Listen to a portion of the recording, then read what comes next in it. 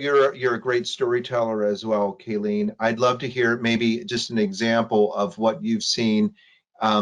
Spin the globe and maybe just tell us a story about a woman led company that you saw potential in and has done great things due to some investment capital and a little bit of faith and you know relationship building.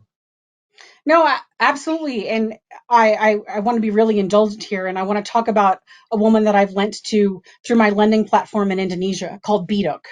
And Great. Biduk is a unique model in that we've thrown out the sort of patriarchal overtones of a financial intermediary, and we're creating a bespoke financial intermediary without the gender bias built into it. And so one of the ways that that manifests in financial services is with collateral. Because of so many laws around the world, it tends to be the men that have collateral, and that keeps women out of the financial system because they have nothing to pledge. And Right. so all of our lending in Indonesia is completely unsecured. So we remove that as a barrier to access to financial services to women. And so, lending under COVID has been a challenge that has, taken all of my 20 plus years of experience to figure out. But one of the clients that we're lending to in Indonesia, it's a woman founded business in the creative economy. And she's got a really interesting business model. She's found a way to celebrate the beauty of the Indonesian culture through batik and through coffee and through chocolate and through all that fun stuff. And she creates these customized corporate gift baskets, right? Using batik and using locally Oh, grown coffee that's produced yeah. that's picked by women farmers, right? And she creates these really great gift baskets that are unique. It's not just a keychain or a USB or Yeah. something like that. And so under COVID, she needed to do two things. She needed to pivot. She needed she needed to be able to produce PPE because she has a lot of seamstresses and fabric already in her Sure. supply chain. And then she also needed to be able to come up with a response to the market that wasn't PPE related, right? More longer term. How is she going to adapt and adopt her supply chain and her products and services to a post-COVID environment for corporate giving? And so what we were able to do for her is to provide her a loan that helps her come up with that pivot strategy. So providing capital to help some of her suppliers who are women um, get training on new materials, understand how to create safe PPE, and developing a distribution channel for PPE in the short term, but then also in the long term. How does she ensure the safety and security of everybody in her supply chain, who are all mostly small, like family businesses or women-owned businesses that are producing at home and in Mhm. their spare time? How does she modify her product mix and also her distribution channel so she's still meeting the needs of her corporate clients, but in a way that she's ensuring that her employees aren't getting sick and they're not, spreading the coronavirus and things like that? And we're really proud of that investment because I think we're one of the few people in Indonesia that are lending under COVID.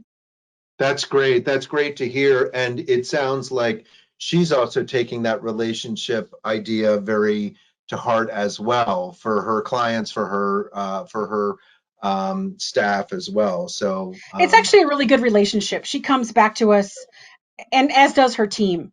And they ask us, like, we're their financial services provider, but they will ask us questions about, oh, do you think this is a good IT platform? Or is this a good distribution channel for us?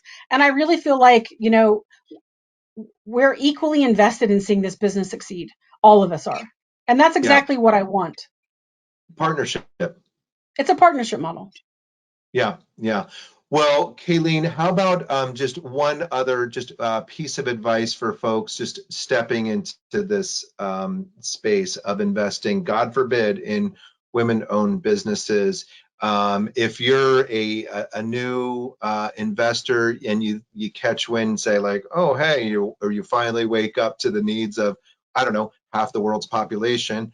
Um, what would you say one piece of advice? It may be, read this book or go to this website or, you know, ask this question or what would one piece of advice be?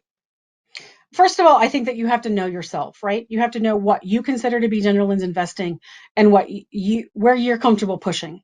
Because I think unless you have that figured out for yourself, you're going to make haphazard investment decisions and be disappointed with the outcome, both the financial and the social return. With respect to resources, there is no shortage of resources out there.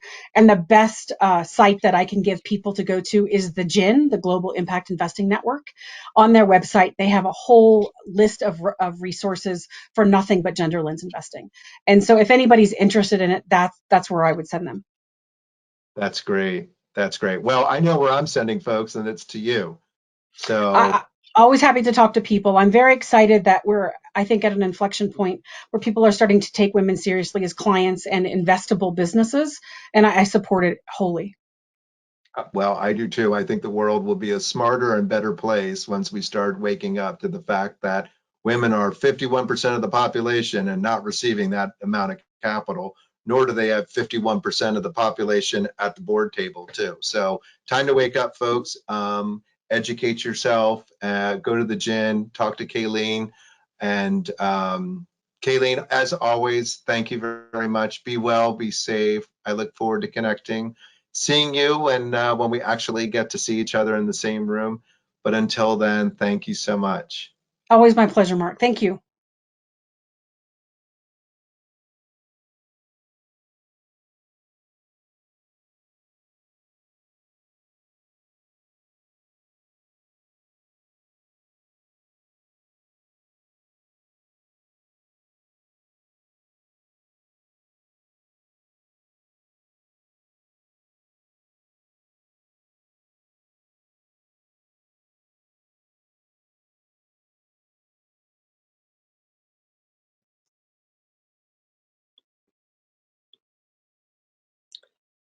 Thank you so much, Mark and Kayleen, for this informative discussion that so clearly demonstrated the importance of gender lens impact investing and support for women-led organizations.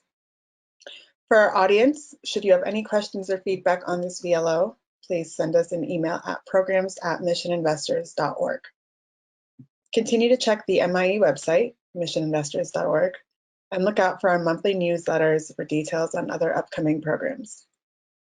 On behalf of the entire MIE team, thank you for joining us and have a great day.